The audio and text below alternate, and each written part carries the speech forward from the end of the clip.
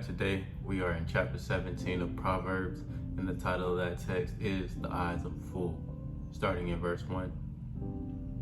Better is a dry morsel in quietness therewith than a house full of sacrifices with strife. Verse 1. Bread that is dry means either it is old in Joshua 9:5, or that there is no oil sauce or sauce to dip it in Ruth 2:14. Quietness implies security. Strife is human conflict. The sacrifices might be an allusion to fellowship sacrifice, which was supposed to make peace between God and the people in the house.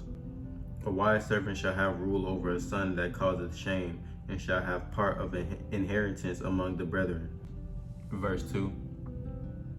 This is probably metaphor or hyperbole. There was no provision in the law for a servant to displace a disgraceful son, though a rebellious son could be stoned in Deuteronomy 21:18-21. The finding pot is for silver and the furnace for gold, but the Lord trieth the hearts. Verse 3. The finding pot and furnace were small clay vessels in which metals were melted at very high temperatures to refine them. To be tested is to be evaluated to see if something is genuine. A wicked doer giveth heed to false lips, and a liar giveth ear to the naughty tongue. Whoso mocketh the poor reproacheth his maker, and he that is glad at calamities shall not be unpunished. Children's children are the crown of old men, and the glory of children are their fathers. Excellent speech becometh not a fool, much less do lying lips a prince. Verse 7. Nabal, the Hebrew word used here for fool, connotes the most irreligious of fools. It is one who curses God in Job 2:9-10 and denies his existence in Psalm 14:1 and Isaiah 32:6. A gift is a precious stone in the eyes of him that has it. Whithersoever it turneth, it prospereth. Verse 8. The precious stone is a charm that makes people treat others favorably. The gift is a bribe. The briber only apparently prospereth in his life. Ultimately, God, who hates bribes, will condemn him. He that covereth a transgression seeketh love, but he that repeateth a matter separateth very friends. A reproof entereth more into a wise man than 100 stripes into a fool. Verse 10. 100 lashes is hyperbole. Only 40 were allowed by law in Deuteronomy 25:3. An evil man seeketh only rebellion, therefore a cruel messenger shall be sent against him. Verse 11. The cruel messenger is God's angel of death in 1 Chronicles 21:15 and Psalm 78:49. Let her bear robbed of her whelps meet a man rather than a fool in his folly. Whoso rewardeth evil for good, evil shall not depart from his house.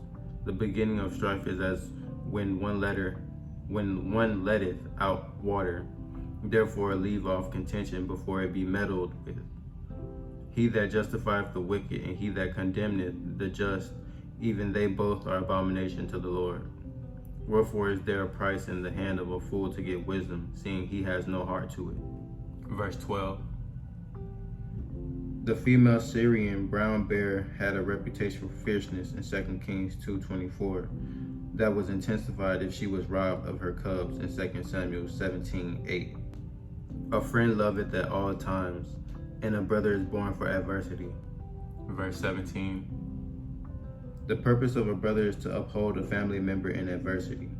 The Hebrew word can be used generally of relatives in Genesis 13:8 and Judges 14:3.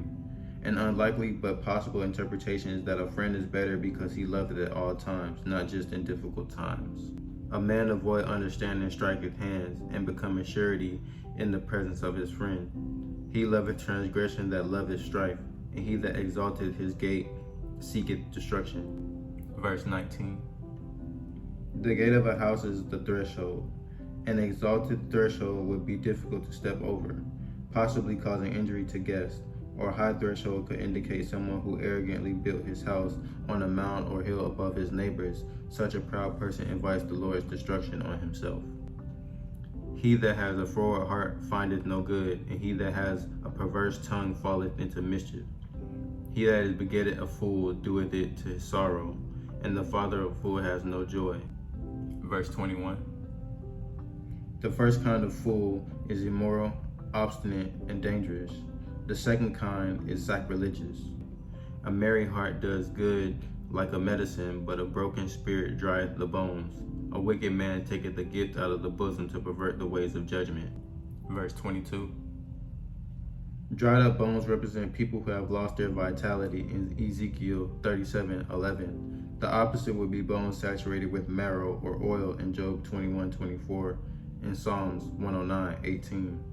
Wisdom is before him that has understanding, but the eyes of a fool are in the ends of the earth. Verse 24. The ends of the earth is a place far from the chosen people of Israel, out where ungodly people are. In Deuteronomy 13:7. A foolish son is a grief to his father, and bitterness to her that bare him.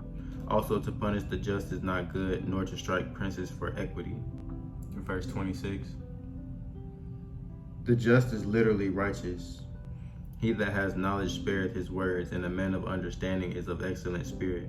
Even a fool, when he holdeth his peace, is counted wise, and he that shutteth his lips is esteemed a man of understanding.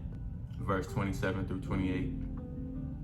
There is an implied argument here. If even a fool is counted wise when silent, how much more will an intelligent person be respected for restraint?